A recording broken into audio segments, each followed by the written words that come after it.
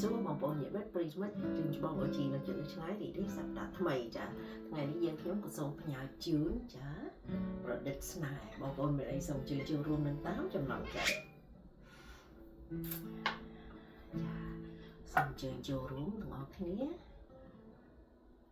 ក្នុងថ្ងៃសម្រាប់កាយយើងកំដរអារម្មណ៍ចាសូមកាន់ឧបករណ៍ញ៉ាទាំងអស់គ្នាពិសានទេដូច